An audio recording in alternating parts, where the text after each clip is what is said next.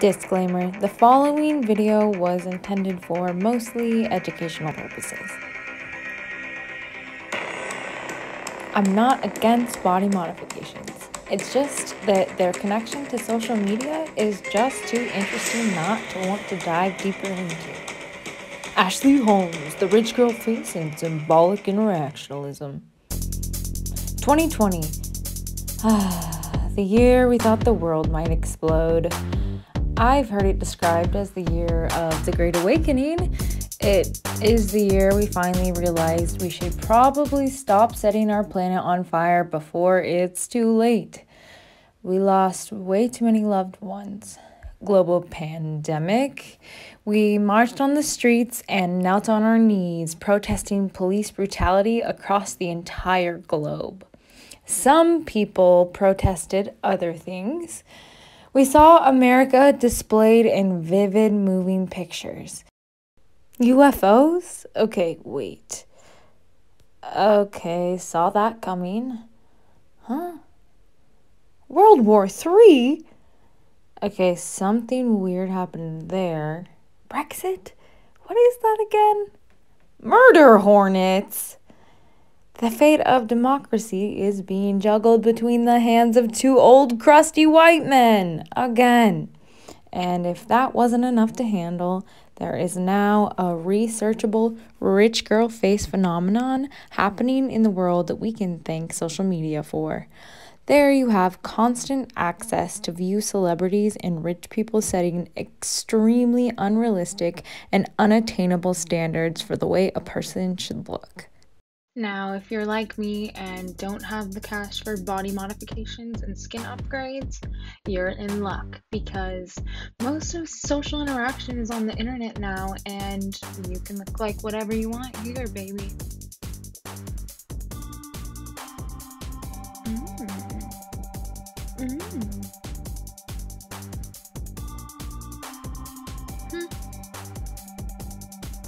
That's my dad.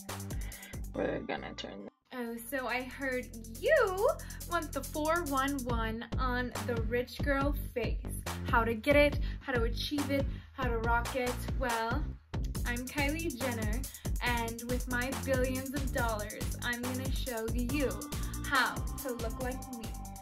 So, I think what's really important to achieving this rich girl face that everyone has become so fond of because of me.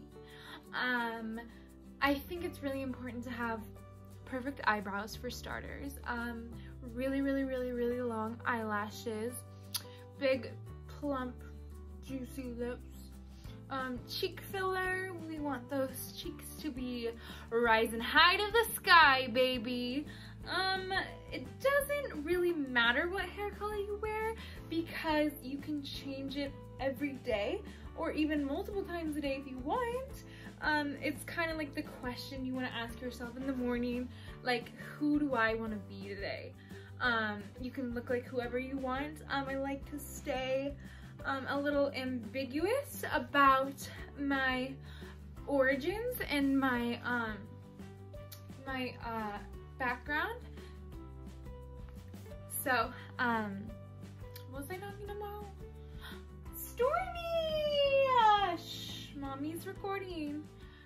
Stormy. According to the article, The Self in Selfie, Identity in the Age of Social Media by northwestern.edu, having an online presence may impact how the self is understood, even more for younger users who grow up with and are forging their identities while regularly interacting with peers on social sites.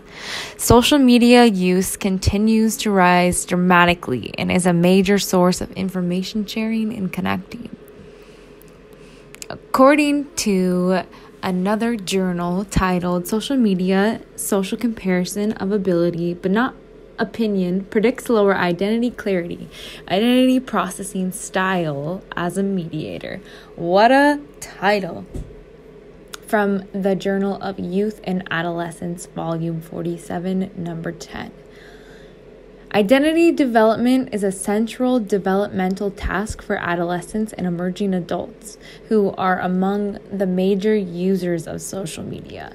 Self-esteem and identity clarity represent two important dimensions of identity development, both of which have crucial psychological implications, such as interpersonal relationships, better mental health, lower levels of rumination, and fewer depressive symptoms.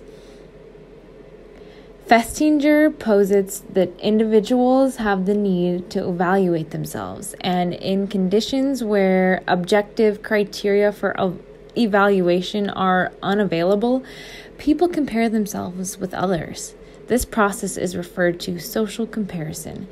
In order to achieve accurate self-evaluation, people often compare themselves with those who seem to be familiar. Social media provides a unique context for social comparison. With hundreds of social media friends sharing their life updates, social media users have almost limitless materials for social comparison. They can compare themselves with a large number of people, including those who are geographically distant, wherever they have access to the platforms. However, information shared on social media does not reflect the full spectrum of users' lives. Most users strategically present highly polished and socially desirable images through selective self-presentation. According to an article by Image titled "The Beauty Premium: How Society Rewards Pretty and Why It's a Lose-Lose Game for Women," they want the results to be dramatic. These aren't subtle tweaks beloved by older stars who want to give the illusion that they simply never age. These women have spent money and want people to notice. This obsession with purchasing the perfect face creates an identity that automatically is associated with superiority.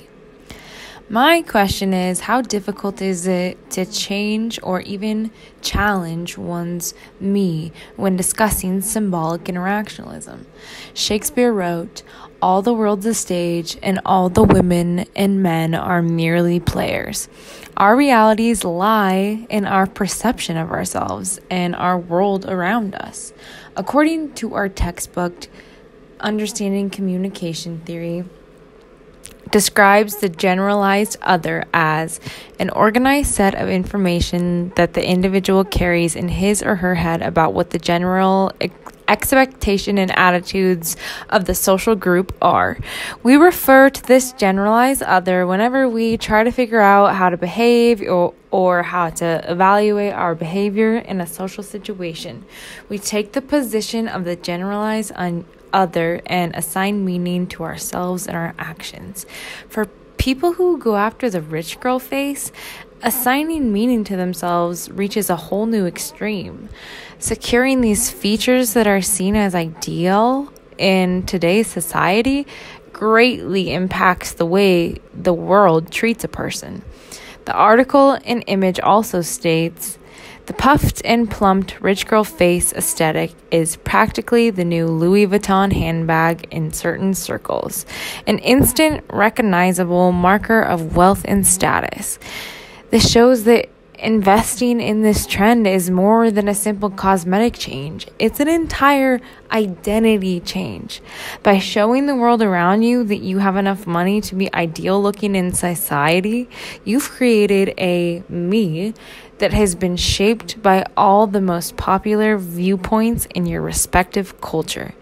Symbolic interactionalism was introduced to the world by George Herbert Mead.